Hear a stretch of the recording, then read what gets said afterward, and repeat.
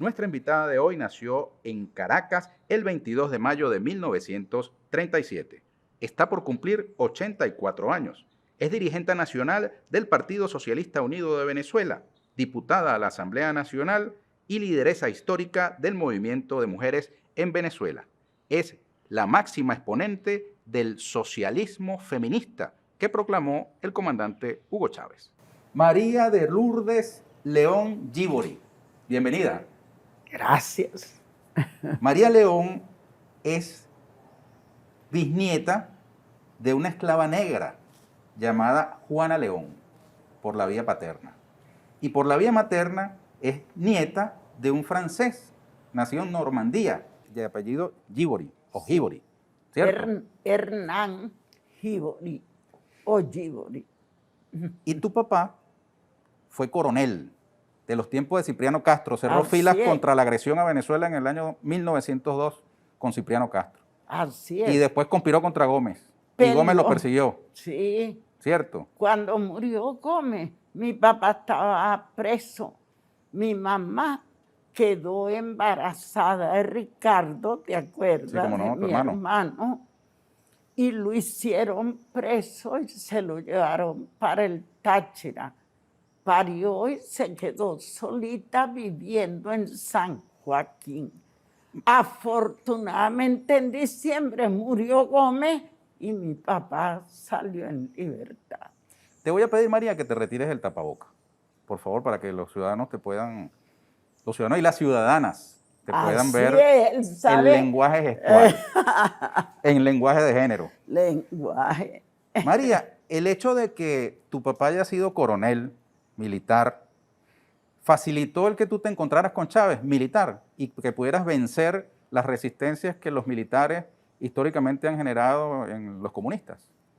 Mira, ese es un tema importante, Ernesto. Lo que me une a mí a Chávez son muchas cosas. Cuando él aparece en la pantalla y se habla que es de Barinas, en los avisos, en lo que se cuenta, yo llamo a José Esteban Ruiz Guevara, que es mi padre político, y le pregunto, y José Esteban me dice, es un revolucionario. Bueno, cuando a mí me tocó conocer a Chávez, que él pidió que el partido me llevara, porque tú te acuerdas que el Partido Comunista es el primer partido que apoya a Chávez en la candidatura. Él va y yo digo, comandante, yo tengo cosas que proponerle. Entonces, cuando el partido va a hablar con él, le pide que me lleve. Y cuando hablo con él, le digo, mi padre político es José Esteban Ruiz Guevara. Y él me responde, el mío también.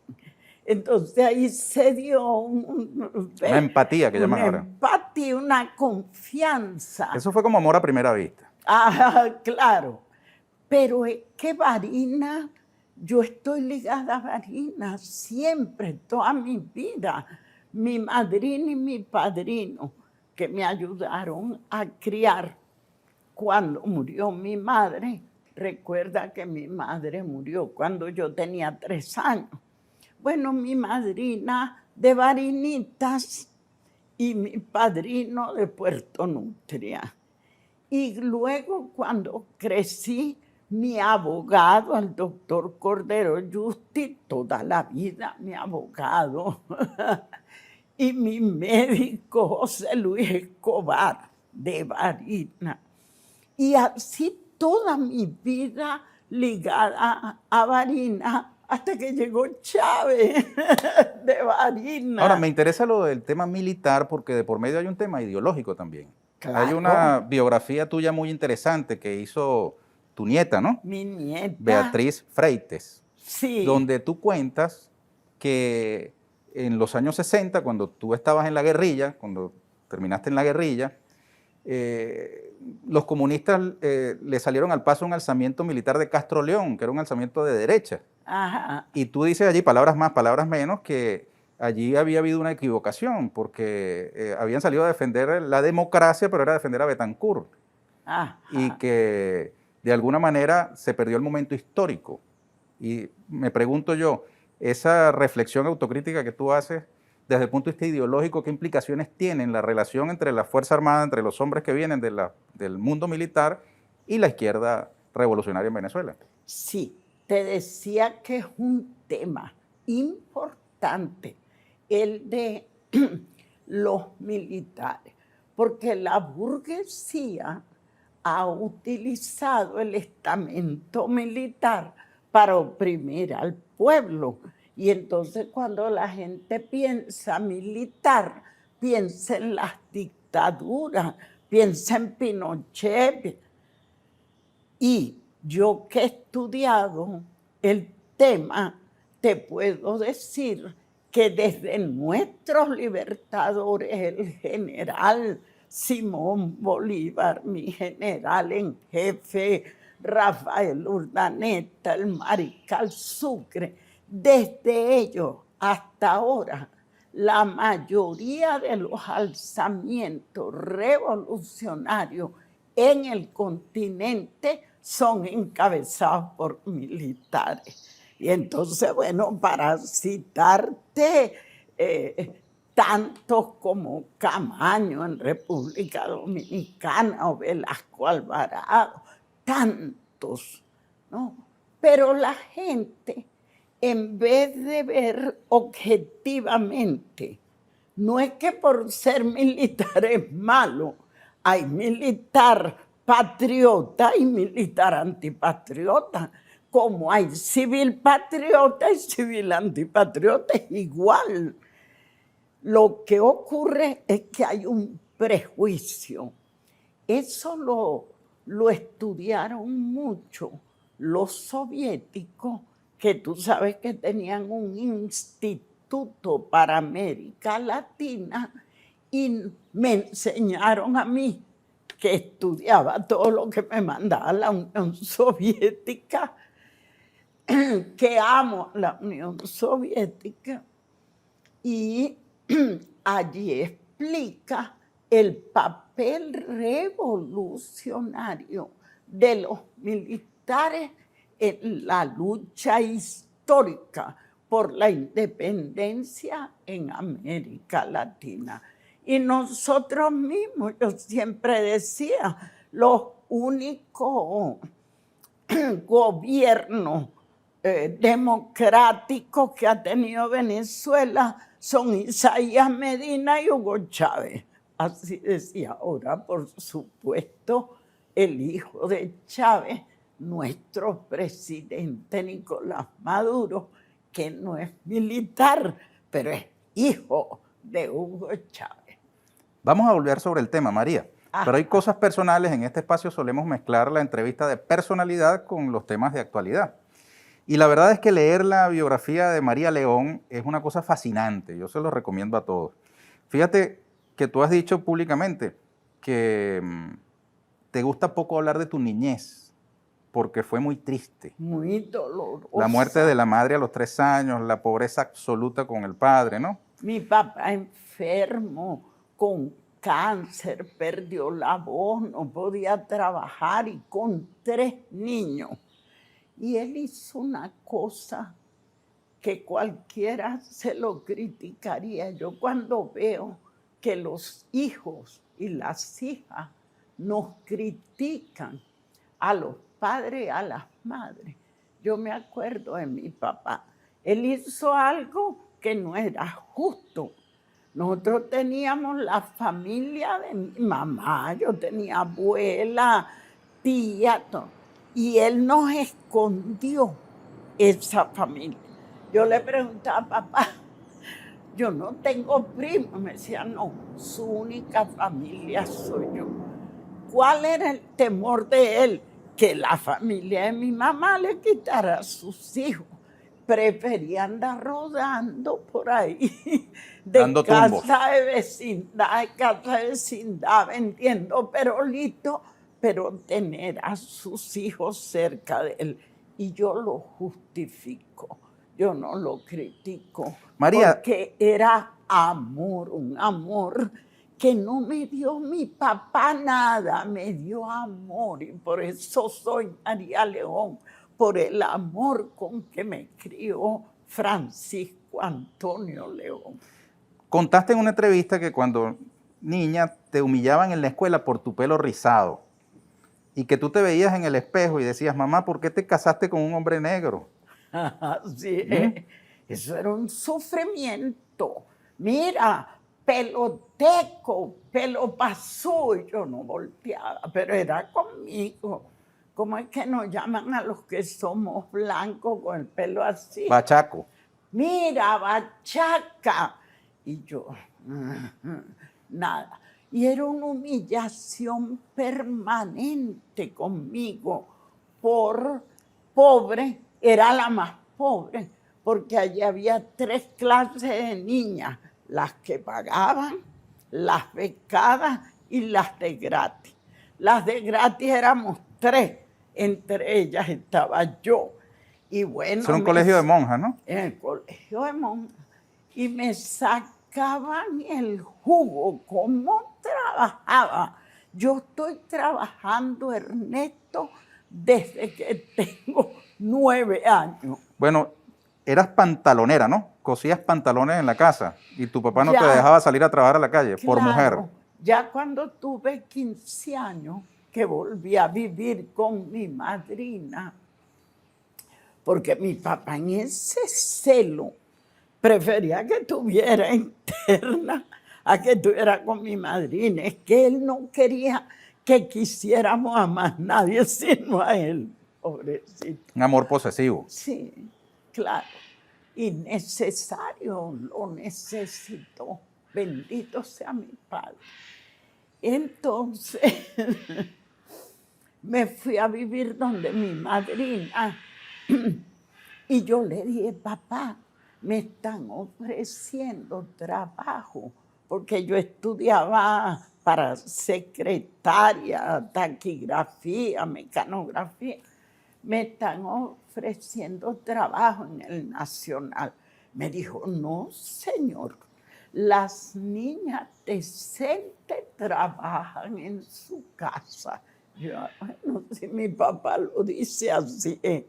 Entonces aprendí a coser para trabajar en mi casa y me pagaban $1.25 por cada pantalón. Mira, tú has confesado algo duro de confesar, ¿no? Cuentas en tu biografía que te casaste sin amor, por despecho. Por despecho. Porque Efraín te presentó una novia y tú dijiste, yo me caso antes que él con otro. Bueno, y ese otro terminó siendo un maltratador que te golpeó, incluso. Bueno, padre de tus hijos. No le gusta que diga eso, porque es su papá. Pero en realidad, como la vida de nosotros era tan anormal, tú no tienes tía, prima, hermana, mamá, nadie a quien preguntarle. Mi vecino era un muchacho demasiado atento conmigo. Yo venía y él me acompañaba. Subía al autobús, me acompañaba sobre el autobús. El día de mi cumpleaños me llevaba libros. Entonces yo creía que era mi novio. Cuando a mí alguien me preguntaba o me enamoraba, yo decía, no, yo tengo novio, porque para mí él era mi novio. Y todo ese era Efraín. Efraín. Y yo creía que me iba a casar con él. Cuando yo crezca, será mi sueño. Cuando yo crezca, me voy a casar con Efraín y voy a tener 8 hijos, porque ese será mi sueño. Estabas en modo Susanita, como diría la gente de Mafalda. Y resulta que un día llega Efraín y me dice, Marita, te presento a mi novia. No me morí de casualidad, porque si es, toda mi vida, desde los 9 años hasta los 17 con la idea, yo voy a crecer y me voy a casar con Efraín. Tremenda broma te ha hecho Efraín. No mal que no lo vi más nunca. Pero qué golpe tan terrible. Bueno, entonces yo dije, le pregunté, mire, ¿cuándo te vas a casar? Me voy a casar en marzo. Yo le dije, yo me voy a casar en diciembre. O sea, no me... Antes. Claro, antes que él. Y así lo hice. Dije, que me venga de todo, porque cuando uno está muchacha, andan los tipos ahí detrás de uno. El que me diga algo, le digo, si estás dispuesto a casarte en diciembre, te hace. Y vino ese y me dijo, ¿estás dispuesto a casarte en diciembre? Y me casé en diciembre. El 31 de diciembre me casé. Y de ahí nacieron tus hijas. Ay, mis hijas, bendito sea ese que se fue y el que vino, porque yo no cambio mis hijas por nada. Bueno, eso quería llegar hasta ahí. Me disculpo incluso por abordar un tema quizá de la intimidad de las personas. Sí. Pero es que yo me atrevo a imaginar, y quiero que tú me corrijas, que de esa experiencia nace la lideresa feminista del socialismo feminista, que es María León.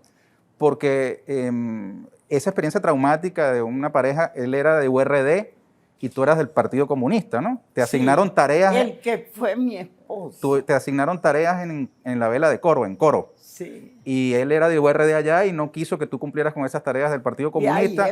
Y tuvieron la una pelea ruptura. con violencia Sí. física, pues, ¿no? Me arrastró.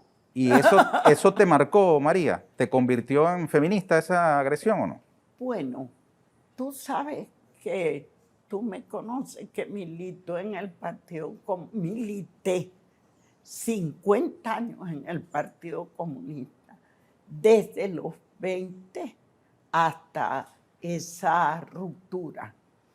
La ruptura fue porque planteamos unirnos en bloque a Chávez, que iba a fundar el PSUV, y ellos no aceptaron, pero de una forma desagradable. La reunión se dio donde mismo se dio la reunión del MAS con Argelia, que Argelia allí se puso brava, salió y le dio un infarto y se murió. Y yo dije, estos no me van a matar a mí, yo me voy de aquí. Entonces le dije, hasta hoy milito en el Partido Comunista. Claro, eso fue en el año ya 2008, ¿no? Estuvimos tomando la decisión para que Chávez iba a fundar. Sobre ese tema hablaremos más adelante, María, sí, pero quisiera, ver los orígenes del feminismo de María León. ¿Nace de esa experiencia o no? Mira, el feminismo ya es de mi adultez, pero mi defensa de las mujeres, ¿ves? Yo creo, mi papá me contaba que un día se cayó mi hermano Ricardo y mi mamá le dice, no llore, que usted es un hombre macho. Y entonces yo me fui al ladito de mi papá y le dije, papá, ¿verdad que yo también soy una mujer macha? Tenía 3 años. Es decir, ya de una vez. Estabas insurgiendo contra el patriarcado. Sí, yo también. Si él es macho, yo soy macha. ¿Ves? Es una cosa como instintiva de, no sé. Un sentimiento de igualdad, pues. De igualdad, de justicia. Eso, si él es macho, soy macha. Y así fue y el dolor, el sufrimiento de clase, eso de ser tan humillada en la escuela y todo eso me fue forjando la rebeldía, porque yo soy rebelde de manera absoluta. Tú cuentas que tu papá te dijo alguna vez, ¿no? Si tú sigues simpatizando con el comunismo, yo dejo de simpatizar contigo. Sí, porque cuando me fui donde mi madrina, José Esteban estaba preso por Pérez Jiménez, donde estuvo tu papá. Él estuvo con tu papá en el Amazonas. Confinado. Que los confinaron allá con Cruz Villegas. Y los libros de él estaban guardados en la casa de mi madrina, así como una cosa, y que daba miedo los libros. Pero yo tenía 15 años, entonces yo empecé a leer esos libros. Y el primer libro que leí es 5 años y un mundo nuevo, como en el primer plan quinquenal se transforma un país que es la sexta parte de la tierra, como es Rusia. Eso lo hace el socialismo, pero lo más grande es que lo hacen obreros, campesinos y soldados. Y obreras, campesinas y soldadas, decimos hoy en día. Pero qué cosa, yo cuando vi aquello tan maravilloso, la burguesía tiene siglos mandando, el esclavismo mandó 4.000 años, el feudalismo 2.000, y no lograron lo que en los primeros 5 años los obreros y campesinos en Rusia transformaron el país en el primer plan quinquenal. Yo ahí me enamoré de eso y empecé a leer todo lo que decía del comunismo. Y vamos saliendo del hospital, porque esta es una de las cosas más dolorosas de mi vida. Salimos del hospital Vargas, mi papá necesitaba una operación, no había cupo, y venimos saliendo y yo digo algo del comunismo, no sé qué. Y él me dice, si sigues simpatizando con el comunismo, yo dejo de simpatizar contigo. Y yo le digo, papá, ¿tú crees que si estuviéramos en Rusia no había cupo para hacerte la operación de la próstata? Y me dijo, sí habría. O sea, reconoció que allá había acceso a la salud para el pueblo.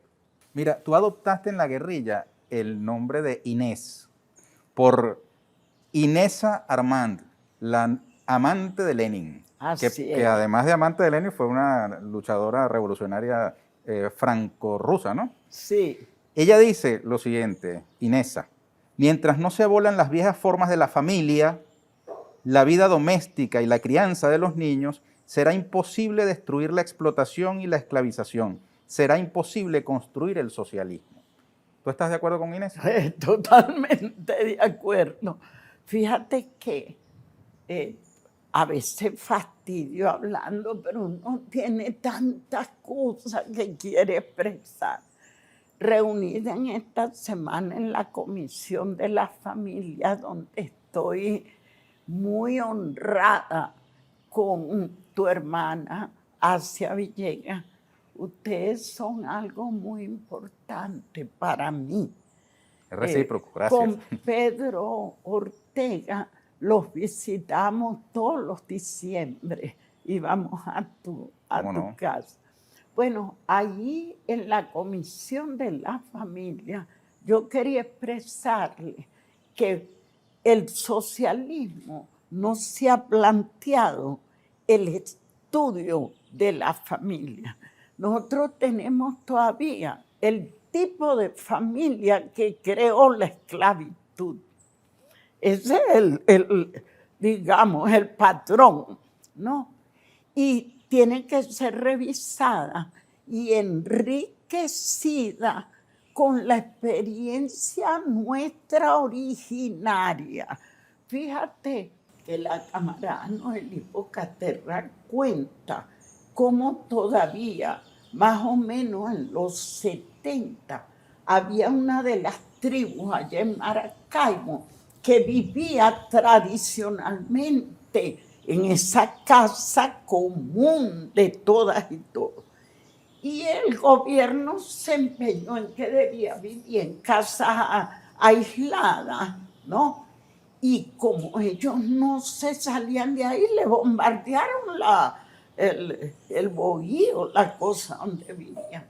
Entonces yo digo, esa experiencia originaria nuestra hay que traerla a la familia, porque esa familita, papá, mamá, los niños, estilo norteamericano, a los 18 años salgan, no tienen, los abuelos para un ancianato, etcétera. Esa no es la familia humana. Eso hay una tradición que hay que estudiar e incorporar. Hablaban también los arquitectos del cambio. La humanidad vivió siempre así horizontal y hace un tiempo que venimos viviendo vertical y se produce un aislamiento total. El de este apartamento no conoce el de apartamento vecino ni sabe qué le pasa. O sea, una ruptura de lo que fue el ser humano históricamente. Todo eso hay que estudiarlo en una revolución. María, son muchos temas. Demasiado. Pero tú mencionaste a Pedro Ortega Díaz, con quien hiciste pareja durante décadas. 20 años. 20 años. ¿Qué te costó más, separarte de Pedro o del PCB? Ya venimos con la respuesta de María León.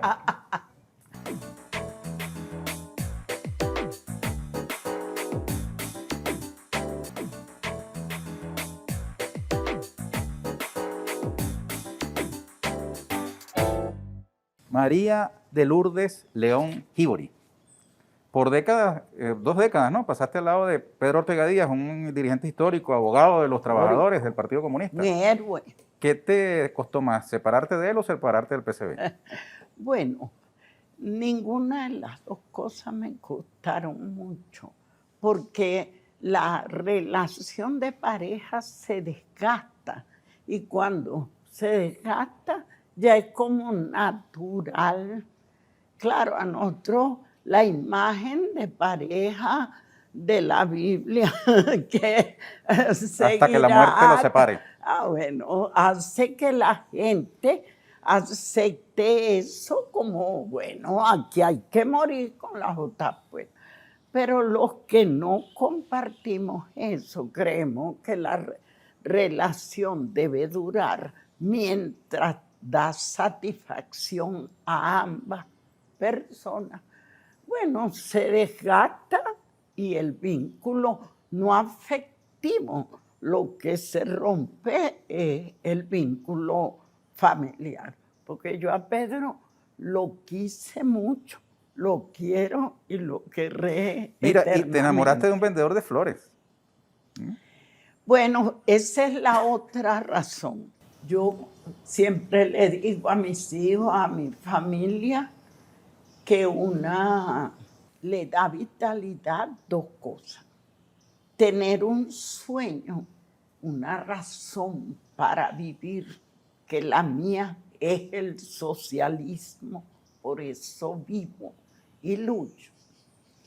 Y estar enamorado siempre, ¿ves? Si se acaba un amor, otro vendrá que mejor lo hará y ya. Bueno, yo tenía esa decepción de nuestra relación, no sé, se había agotado. Y voy un día a comprar flores el día del cumpleaños de Celeste y cuando hablo con el floristero me dice que es de Galipán. Y tú sabes que para las caraqueñas de mi generación y antes, Galipán es simbólico, es el sitio de donde vienen las flores. Entonces, ahí está ya, el tipo me dijo que era de Galipán, y yo quedé enamorada de él. El primer galipanero que te consideras te iba a enamorar. ¿Y duró? Duró un tiempo, pero lo que pasa, él es una maravillosa persona, pero no es revolucionario. Y viene un día un vecino estúpido y le dice, ay, no sé qué sentirá el señor Máximo cuando Chávez abraza a la señora María. Ay, Ernesto, y eso fue para que él le tuviera unos celos A a Chávez. Chávez. Hijo, Chávez es mi hijo, Chávez es mi Dios, puedo decir yo. Y él es mi marido. No quería que viera el domingo ¿A los presidentes? a los presidentes. Eso es peor que pegarle. Es peor que pegarme. Entonces terminó, porque no pude. ¿Y ahora, María? Bueno, ahora estoy esperando que venga otro galipanero. Qué cosa tan buena. Si viene un galipanero, puede estar seguro que vamos a la iglesia a casarnos. Mira, y con el PCB, con el partido en el que pasaste 50 años de tu vida. Igual. Hoy, al momento en que sale esta entrevista, hay un conflicto político del chavismo, del Partido Socialista Unido de Venezuela, el Gran Pueblo Patriótico, con la postura que ha adoptado el Partido Comunista actualmente. Fíjate, yo puedo decir lo mismo, que mi interpretación de la vida y de la realidad se iba distanciando del PCB. Primero, el problema de partido clasista y policlasista. Tú tomas el manifiesto comunista, lo tengo por ahí, yo lo traje porque es importante.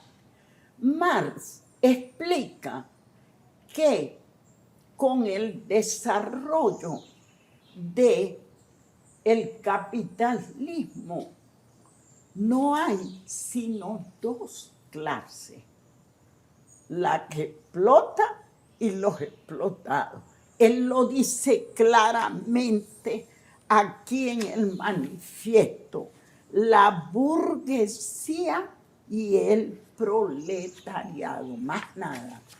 Y aquí en Venezuela, que no hay burguesía, porque esta pila de parásitos no se pueden llamar burgueses. Estos oligarcas de aquí, que tienen 500 años, quitándonos la parte de la riqueza que nos pertenece. Zamora lo identificó, oligarquía y pueblo. Y para mí, aquí en Venezuela solo hay eso, oligarquía y pueblo trabajador.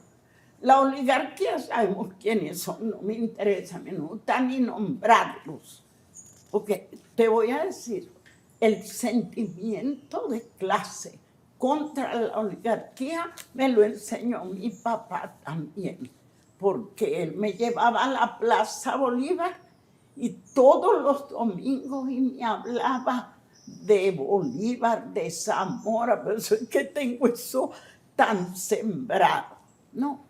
Entonces, aquí no hay sino dos clases, la oligarquía y el pueblo trabajador.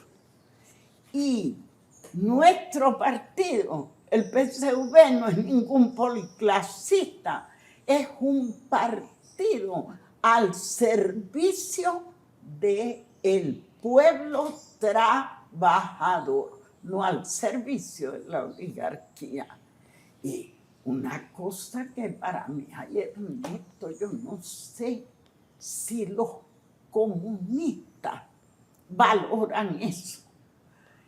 Aquí el poder durante 500 años, el poder político fue la oligarquía. Los 300 años de coloniaje y después la independencia siguieron igualito mandando aquí.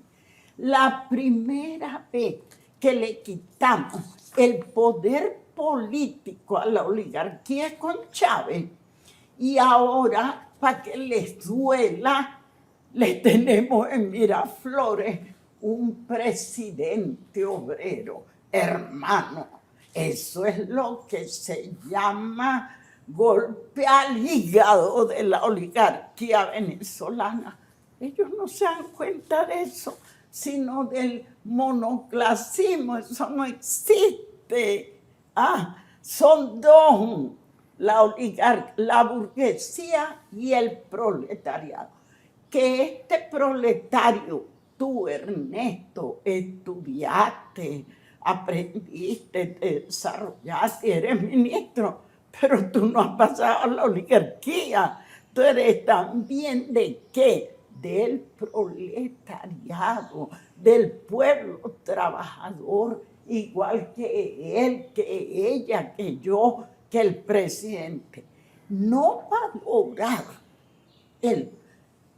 los comunistas que tienen un presidente obrero. Yo lo he declarado. Si lo único que hubiéramos tenido con la revolución es desalojar a la oligarquía que tiene 500 años haciéndole daño al proletariado, que mataron a Zamora, si lo único fuera tener un presidente obrero, a atracción de que sea Nicolás, es un obrero que está allí en Miraflores. Tienes una vicepresidenta mujer. Aquí, donde vivió la oligarquía más rancia en Caracas, tienes de alcaldesa una proletaria. Mira, hermano, yo eso no lo cambio por nada. ¿Entiendes? Para mí, que mi padre me enseñó a detestar a la oligarquía, que sé que mataron a Zamora y que mataron a Chávez también. El hecho de tener hombres y mujeres venidas del pueblo trabajador, ejerciendo el poder, aunque tenga falla, todos vamos a tener fallas. Dicen que el perfecto es Dios y sin embargo mata gente. Entonces, no creo en eso del policlasismo. Aquí hay una clase, el pueblo trabajador, y dos clases, la oligarquía explotadora. Y tenemos que hacer un frente, llámense comunista, católico, protestante, negro, indio, mujer, hombre, todos juntos contra la oligarquía. María, pero un hecho concreto es que la Revolución Bolivariana, tras el triunfo electoral del 6 de diciembre, ha abierto un compás de diálogo político desde la Asamblea Nacional, de la que tú haces parte, que ha incluido entre sus contactos a Fedecámaras y que hay una serie de iniciativas en el marco de la ley antibloqueo para favorecer la inversión privada en el país, el retorno de inversión de carácter privado extranjera y nacional. Sí. ¿Eso no equivale a lo mismo, a un pacto, lo que tú llamabas en tu biografía, un pacto obrero patronal? Uy, qué horrible. Esto no se parece en nada. Para empezar, la ley del trabajo eliminó la tripartita, esa que nuestro pueblo llamaba la trimaldita. Mira, ahí vuelvo al desgaste.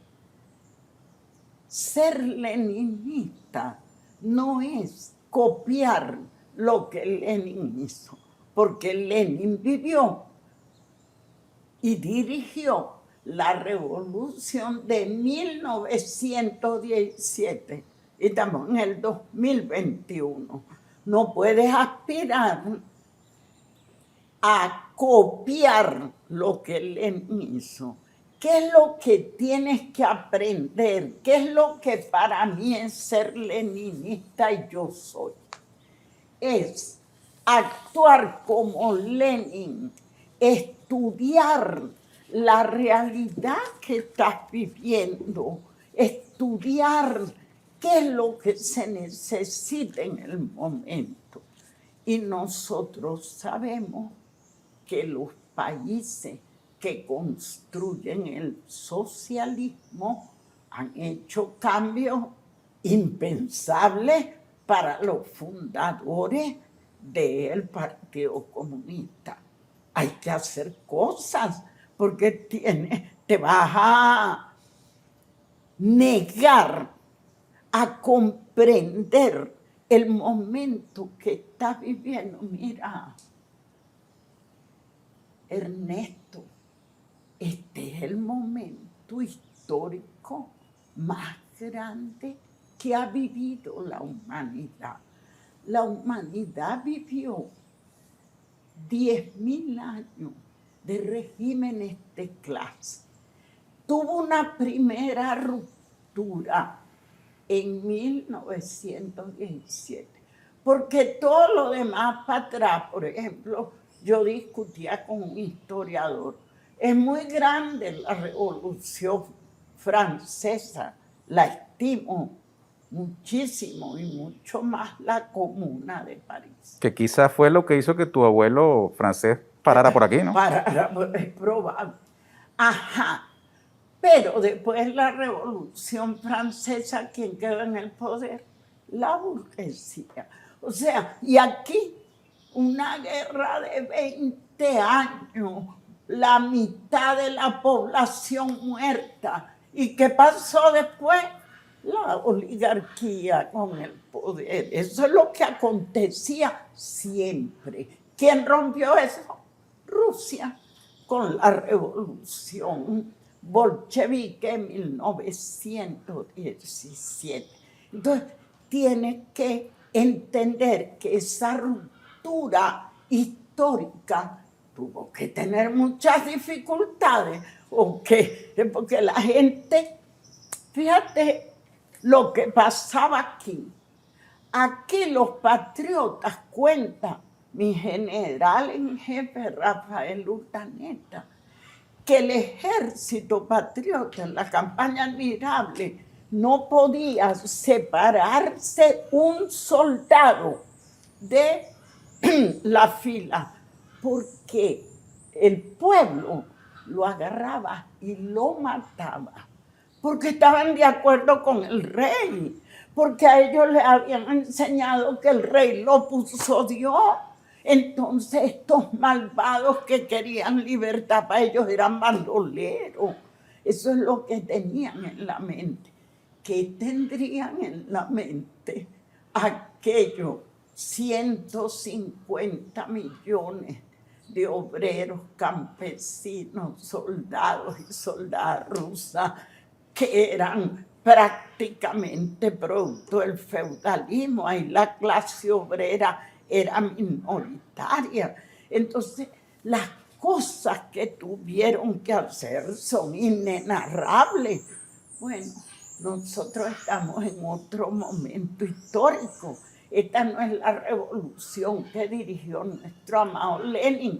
Esta revolución la dirigió Hugo Chávez Frías. En el siglo XXI.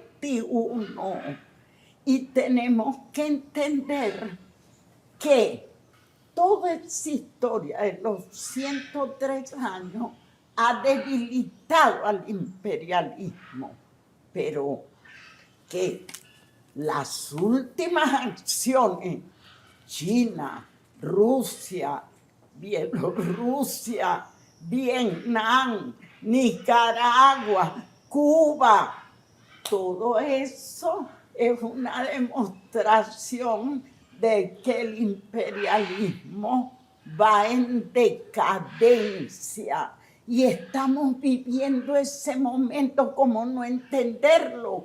Es el más difícil, porque ese monstruo que está herido, que sabe que no puede, da órdenes y no se cumplen. Tienen que buscarse un payaso, violar todas las leyes nacionales e internacionales y nombrarlos presidentes para robarnos así y a monómeros, ladrones, esos imperialistas. Entonces, ¿tú crees que podemos aplicar ante ese monstruo las mismas políticas que aplicó Lenin? ¿Ah? No puede ser, tiene que entender que es un momento histórico distinto, que el presidente Maduro, yo poco sé de economía, no me meto en eso, yo sé de sindicatos, yo sé de junta de barrio, yo sé de comité de mujeres, a mí pregunten de economía, yo no sé qué vale más si un bolívar o 1000, eso yo no sé de economía, pero entiendo que el presidente en esta circunstancia, ante ese monstruo que utiliza todas las formas para acabar con esta experiencia que nos declaró Obama, amenaza inusual y extraordinaria. Oye, hermano, tenemos que saber qué y cuáles medidas tomar para poder avanzar. Hay gente que te dice, China, eso no es socialismo. ¿Cómo que no es socialismo? ¿Ah? Porque ha tomado medidas que entendió que tenía que desarrollarse económicamente, porque si no ya la hubieran aplastado, si no se desarrolla económicamente. ¿Hacer armas es socialismo? No, pero si Rusia no se arma hasta los dientes, Estados Unidos la liquida, así es sencillo. Y entonces, cónchale, ¿cómo emplear armas nucleares? Tienes que defenderte, tienes que entender el momento histórico.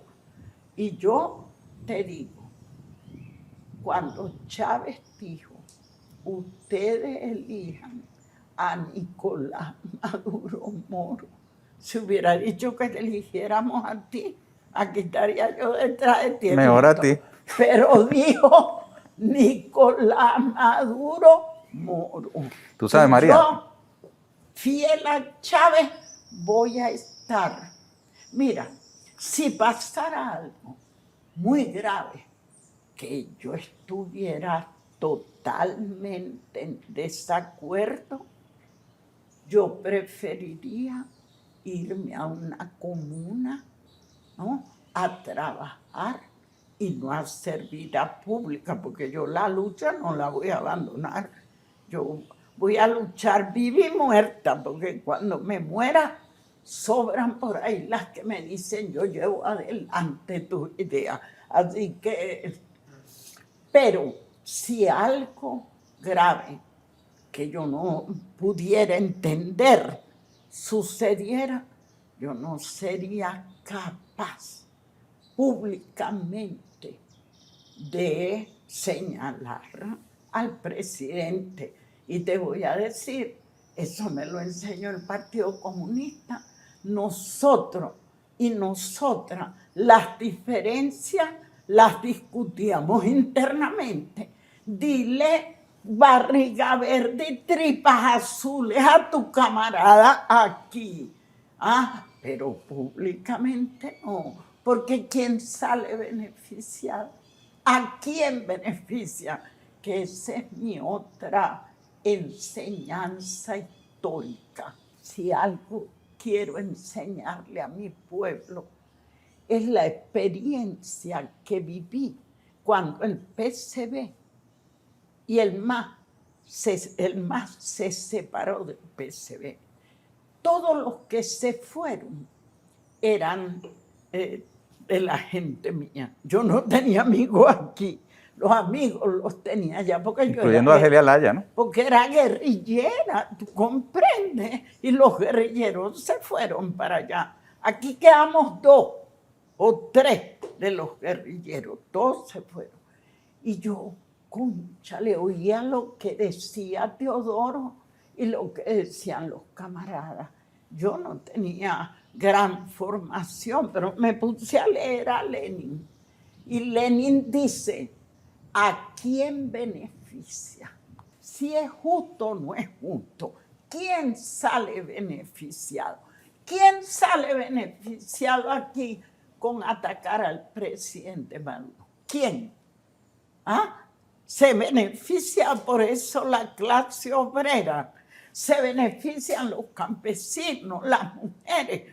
No, se beneficia el imperialismo norteamericano, que es al que estamos enfrentados y que es decisiva esta pelea. Aquí todos tienen que estar unidos, todos socialistas, todos antiimperialistas. Y yo le agrego con mi comandante Chávez, todas y todos feministas. María, te quería comentar que leí en el Twitter, a propósito de esto del 8 de diciembre, cuando el presidente Chávez dijo que votáramos por Nicolás Maduro. Alguien escribió, si Chávez me hubiera dado esa responsabilidad a mí, habría tomado las mismas decisiones que Maduro, pero ya me habrían tumbado. Vamos a hacer una pausa y venimos con la recta final de la entrevista a María León.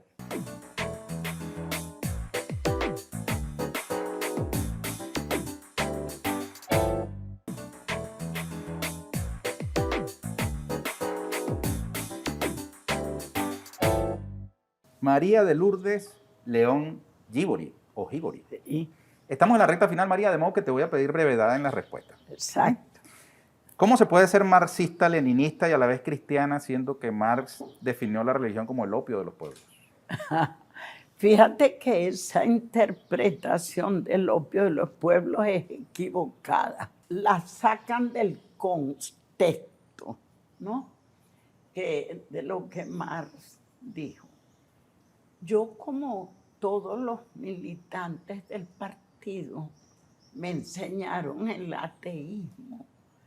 Y cuando yo fui a hacer mi curso sindical a Bulgaria, tuve una profesora de filosofía que me desbarató todas las creencias.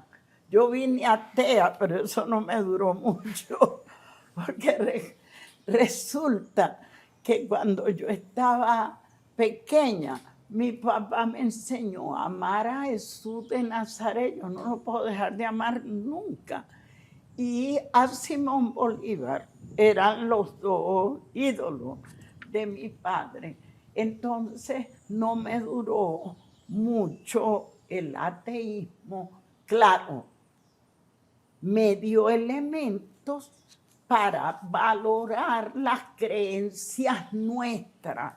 Porque la formación judeo-cristiana es de ellos. La primera parte de la Biblia es la historia del pueblo judío. Y nuestra historia es más interesante que la de ella. Y a nosotros nos creó Dios también. Y el hecho de aquí que tengamos el macizo guayanés, que tengamos la mayor reserva de petróleo del mundo, oro, todo lo que nos ha dado me indica a mí que Dios a nosotros nos ama, si no igual, nos ama mucho más que a ellos. Y Dios, María, ¿Dios aprobaría la interrupción voluntaria del embarazo? Bueno, eso es lo que yo digo. Mira, el 15% de los abortos en el mundo son naturales. Es decir, toda multípara ha tenido un aborto. ¿Y quién le mandó el aborto? ¿Quién se lo mandó? Dios. Sencillamente hay miles de abortos en el mundo que lo mandó Dios. Entonces, yo no sé por qué se ve como un crimen, que yo siempre lo critico. Nosotras cumplimos el mandato divino de crecer y multiplicar. Los curas y las monjas no, ellos violan ese mandato divino. No crecen y se multiplican y se creen con el poder de criticarnos a nosotras, si por enfermedad, por violación, por incesto, por problemas de salud, decidimos interrumpir un embarazo. No, si eso lo hace Dios todos los días. Todos los días hay aborto en todas partes, porque cualquiera se resbala y aborta. Va a la playa y le pega las olas y aborta. El aborto es una cosa natural. Mira, no sabría si preguntarte si Dios lo aprobaría, pero te pregunto si, ¿crees que la Asamblea Nacional aprobaría el matrimonio igualitario? Mira, es más fácil que aprueben el matrimonio igualitario que la interrupción voluntaria del embarazo. ¿Por qué? Por la mentalidad, es lo que te digo. Nosotros, Chávez, es una cultura nueva, una nueva cultura del trabajo, una nueva cultura de las relaciones humanas. Lo dijo Ahmadinejad. Chávez no es un cuerpo físico, Chávez es una cultura. Tú me mandaste a hacer el mural. Es un sendero, es un plan para salvar a la humanidad. Yo creo que Chávez está mandado por Dios para salvar a la humanidad. ¿Y qué tiene que ver Chávez con esa decisión que podría tomar la Asamblea Nacional? Pero ¿O no la tomarla? mentalidad de la mayoría de las que componen ahí es la formación judeo-cristiana, incluyendo tus compañeros de bancada del Partido Socialista Unido de Venezuela. Y compañeras. Yo me quedo pasmada. Un día en un encuentro de mujeres estamos discutiendo y una señora, yo no estoy de acuerdo y tal. Y yo le digo, ¿cuántos hijos tienes tú? Tengo 2. ¿Y cuántos años he casado? No sé cuántos. ¿Y tú usas anticonceptivo? Sí. Y eso no es una interrupción también, porque cuando tienes un anticonceptivo impide el nacimiento de un nuevo ser. Eso también es un pecado. Entonces no use anticonceptivo. Pare 80 hijos. Es que, cónchale, es la mentalidad. Es una mentalidad adecuada. Eso en la política es igual. La gente asume las posiciones políticas como un dogma, María, como una religión. A ti se te debe la iniciativa de incluir en la Constitución Bolivariana del año 99 los derechos de la mujer ama de casa como trabajadora, ¿verdad? El reconocimiento del trabajo doméstico como actividad económica. No, a mí no, eso lo planteó Blancanieves Portocarrero. Entonces estoy equivocado, sí. Lo corrijo. ¿Qué en vivo y directo. pasa? Venimos con esa lucha desde hace bastante tiempo. Hay movimientos internacionales y yo he apoyado esa lucha desde el segundo Congreso venezolano. ¿Y de qué ha servido, María, aprobar eso en la Constitución para la realidad cotidiana de las amas de casa en Venezuela? Mira, Chávez, el genio. Yo te digo, Chávez es algo muy grande, hay que estudiarlo. Yo les recomiendo, yo aquí he editado un libro, El chavismo, 15 temas y más. Es un programa para aproximarnos. Fíjate, el primero que interprete Hugo Chávez crea la misión Madre del Barrio con el 80% del salario a las amas de casa. Él interpreta que es un trabajo, como dice la Constitución, y empieza a darles una remuneración. Claro, la gente que tiene en su cabeza que los oficios del hogar hay que hacerlos por amor. Bueno, por amor hay que hacer todo. Entonces tú eres médico, no te paguen porque tú amas la medicina. O tú eres ministro, que no te paguen porque tú amas la cultura. No, las mujeres aman su hogar pero hay que darle su remuneración y así lo planteó Hugo Chávez. 2 preguntas para terminar, pues se nos fue el tiempo. María León. Para Guaidó, ¿las esposas de Iris Varela o la candidatura a la gobernación del estado de La Guaira a la que lo retó el presidente Maduro? Yo, acuérdate que cuando se le fue a quitar la inmunidad, la que tomó la palabra fui yo y dije que es nada. Así que ni una cosa ni otra. Okay. Para mí, nada. Nadie más activo o activa en Venezuela que María León en la campaña por la liberación de los 5 héroes cubanos, que parecía un imposible y se logró, ¿cierto? Así. Con tus 5 claveles Ay, blancos. sí, qué bello. María, ¿qué otro imposible crees que puedas ver con tus ojos en Venezuela y en el mundo? Ay, muchos, son demasiados, pero uno, yo quisiera que así como luchamos por la libertad de los 5 héroes, yo me fui al Amazonas a pedirle al macizo, al padre río, la energía por la libertad de los 5 héroes. Y ahora voy a volver por la libertad de Ilis Ramírez, porque siento un dolor profundo de que hacemos tan poco por ese compatriota que fue a enfrentar el imperialismo apoyando al pueblo palestino. ¡Qué mérito tan grande! Entonces, es un imposible casi como era el de los 5 héroes, y tuve la gloria de recibirlo aquí en Venezuela. Ojalá se me diera ese sueño.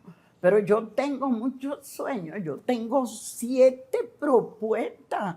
Ernesto, la primera en lo que me queda, que se nombre una comisión de la Asamblea Nacional que investigue las verdaderas causas del deceso de nuestro comandante Hugo Chávez. Estamos como con Simón Bolívar, 200 años después que se empieza a averiguar la muerte del Libertador, y aquí vamos igual. No puede haber una comisión dedicada, tenemos, buscamos todo, pero se lo debemos todo. Por lo menos una comisión tiene que ser secreta, bueno, secreta, no sé, pero una comisión que investigue las verdaderas causas del deceso de mi comandante. No me quiero ir sin ver eso, sin ver que se haga justicia con Chávez. ¿Eso lo dices tú con fundamento científico o por puro corazón? Todo. Ay, yo sé que se puede determinar, porque yo he visto muchas cosas en los medios, pero lo que quiero es que si tenemos ese peso histórico, que votamos al Libertador, que no lo dejamos entrar, que murió fuera, que inconsecuencia, chico, con tu Libertador, tenemos esa carga histórica. No nos sumamos otra. Ahora nos asesinan nuestro líder, un hombre que nos llamó. No, ayer lo decía en mi intervención y lo repito, los 5 grandes objetivos históricos y la convocatoria a la Quinta Internacional no es un llamado a la liberación de nuestro país, es un llamado a la liberación de la humanidad. Allí expresaba lo bolivariano y lo martiano. Acuérdate que Martí dice que patria es humanidad. Bueno, ese hombre que lo concibió y dejó todo. En este libro yo tengo 15 temas donde examino los temas principales de las cosas que hizo nuestro comandante en lo ideológico, en lo doctrinario y los instrumentos María, que creó. el tiempo histórico es largo y el tiempo en televisión lamentablemente es muy corto. Se nos acabó. Un mensaje para quienes nos han escuchado. Miren, amo demasiado este pueblo. Me siento orgullosa de su historia, pero creo que nunca, lo dijo Chávez, acuérdate que les dijo a ustedes, los más jóvenes, que son la mejor generación que ha pasado por este suelo. Bueno, les dio la oportunidad, nos dio la oportunidad. Si ayer fuimos los libertadores de un continente, porque allá en Ayacucho, lo dijo Sucre, hemos sellado la libertad del continente, hoy estamos llamados a encabezar, y los llamo a todas y a todos, la liberación de la humanidad, derrotar el imperialismo. El imperialismo es el culpable de los miles de niños que cada día mueren de hambre en el mundo, de ese COVID. Eso lo inventaron ellos para acabar con la gente. Y nosotras y nosotros, los venezolanos y las venezolanas, estamos encabezando el momento histórico de la liberación del género humano, de la liberación de la humanidad. Los invito y las invito, hagan de lado, así como los que se fueron a Ayacucho, dejen todo a luchar por la liberación de la humanidad, por el triunfo del socialismo, por el legado de nuestro comandante eterno, Hugo Chávez Frías. María, muchas gracias. Gracias a ti. Te regalo unas flores de Galipán virtuales. ¡Ay, qué bello! Te pido que te coloques tu tapabocas rápidamente para yo poder quitarme el mío y decirles hasta la próxima. Amigas y amigos, los invitamos a una nueva emisión de este espacio con este servidor Ernesto Villegas, siempre con muchísimo respeto por ustedes. Muchas gracias.